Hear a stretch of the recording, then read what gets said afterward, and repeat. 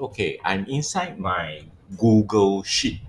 Right, so I'm inside my Google Sheet over here, and I just create a small little table. Okay, number and character. All right, and right now I want to have a very simple idea. Okay, I want to key in a number, and it will search for its correspondent character.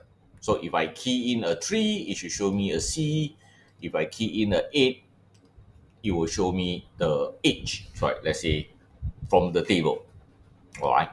So if I want to do that, okay, I will need to use a XLookUp,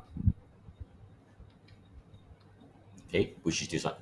See, XLookUp, which return the range, right, at the position that match a search. See that? Right, that matches a search. Okay. So what do I need to do? First, what am I going to search? So I'm going to key in a value up here, right? And then it will do a search for me.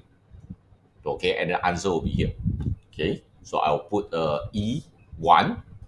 Okay. I will be searching for all this. So I'll be searching for all this. Okay.